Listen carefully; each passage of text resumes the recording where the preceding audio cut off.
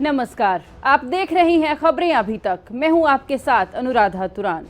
Ukraine और रूस के युद्ध में रूस पर आम नागरिकों को निशाना बनाने का आरोप लग रहा है। हालांकि दूसरी ओर रूस ने आम नागरिकों को निशाना बनाने के आरोपों से इनकार किया है। इन आरोपों के बाद रूस पर संभावित युद्ध अपराध के मामले में जांच शुरू हुई है। ऐसे में यह सवाल उठता है कि यूक्रेन रूस युद्ध में कितने आम नागरिक हताहत हुए हैं, ये युद्ध अपराध क्या है और किस अंतर्राष्ट्रीय कानून के तहत ये आरोप तय किया जाता है। इस बाबत अंतर्राष्ट्रीय संधियां क्या हैं और युद्ध अपराध की सुनवाई कैसे होती है, चलिए बताते हैं आपको।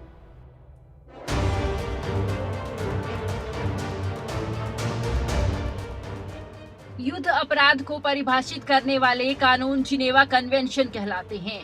ये एक अंतर्राष्ट्रीय संधि है और ये किसी भी युद्ध में मानवीय उपचार के लिए अंतर्राष्ट्रीय कानूनी मानकों को निर्धारित करती है। पहले 3 कन्वेंशन युद्ध में लड़ने वाले सैनिकों और युद्ध बंदियों की सुरक्षा के लिए प्रावधान निर्धारित करते हैं, जबकि द्वितीय विश्व युद्ध के बाद चौथा कन्वेंशन शामिल किया गया। इसके तहत युद्ध क्षेत्र में आम नागरिकों की सुरक्षा की जाती है। 1949 के जिनेवा कन्वेंशन को रूस सहित संयुक्त राष्ट्र के सभी सदस्य देशों ने समर्थन किया था। जिनेवा कन्वेंशन के पहले 3 कन्वेंशन युद्ध में लड़ने वाले सैनिकों और युद्ध बंदियों की सुरक्षा के लिए प्रावधान निर्धारित करते हैं। दूसरे विश्व युद्ध के बाद चौथा कन्वेंशन अस्तित्व में आया। इसके तहत युद्ध क्षेत्र के आम नागरिकों की सुरक्षा की जाती है। वर्ष 1949 के जिनेवा कन्वेंशन को रूस सहित संयुक्त राष्ट्र के सभी सदस्य देशों ने समर्थन किया था। चौथे कन्वेंशन में युद्ध अपराधों की परिभाषा निर्धारित की गई है। इसके तहत जंग के दौरान जानबूझकर हत्या शामिल है, जिसमें अत्याचार या अमानवीय व्यवहार को शामिल किया गया है। इसके तहत जानबूझकर गंभीर शारीरिक चोट या स्वास्थ्य को नुकसान पहुंचाना शामिल है। बता दें कि रूस के खार्किव पर हवाई हमले के बाद आम लोगों को निशाना बनाए जाने को लेकर यूक्रेन के राष्ट्रपति जेलेंस्की ने रूस पर युद्ध अपराध का आरोप लगाया है। रूस पर खार्किव के अंदर क्लस्टर बम के इस्तेमाल करने का आरोप है। क्लस्टर बम ऐसे हथियार हैं जिसके इस्तेमाल से छोटे छोटे हथियारों के इस्तेमाल से हमला किया जाता है। वर्ष 2008 में क्लस्टर युद्ध सामग्रियों के इस्तेमाल पर हुई कन्वेंशन के बाद कई देशों में इस बम के इस्तेमाल पर पाबंदी है, लेकिन समझौते में शामिल नहीं होने के चलते रूस और यूक्रेन में इसके इस्तेमाल पर पाबंदी नहीं है। हालांकि पुतिन प्रशासन ने युद्ध अपराध करने या क्लस्टर और वैक्यूम बम का इस्तेमाल करने से इनकार किया है और इन आरोपों को फेक न्यूज कहा गया है।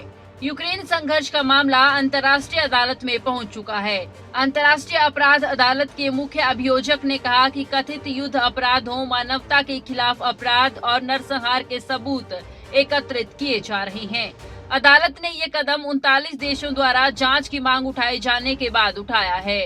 वहीं दूसरी ओर रूस ने आम नागरिकों को निशाना बनाने के आरोपों से इनकार किया। लेकिन बड़ा सवाल यही है कि रूस पर जिसका आरोप लग रहा है वह युद्ध अपराध क्या है। वर्ष 1998 का रोम अधिनियम भी सशस्त्र संघर्ष के क्षेत्र में एक महत्वपूर्ण अंतर्राष्ट्रीय संधि है।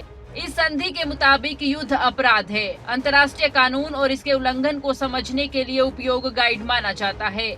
इसके तहत जानबूझकर आम लोगों पर सीधे हमले करना या युद्ध में जो लोग शामिल हैं उन पर जानबूझकर हमले करना अपराध की श्रेणी में रखा गया है। इस संधि के तहत बिना रक्षा कवच वाले गांवों, आवासों या इमारतों पर किसी भी तरह से हमला या बमबारी अपराध की श्रेणी है। इसके मुताबिक अस्पताल, धार्मिक आस्था या शिक्षा से जुड़ी इमारतों को जानबूझकर निशाना नहीं बनाया जा सकता। ये संधि कुछ हथियारों के साथ साथ जहरीली गैसों के उपयोग पर भी प्रतिबंध लगाता है। ये संधि कुछ हथियारों के साथ साथ जहरीली गैसों के उपयोग पर भी प्रतिबंध लगाती है। न्यूज़ डेस्क, खबरें अभी तक।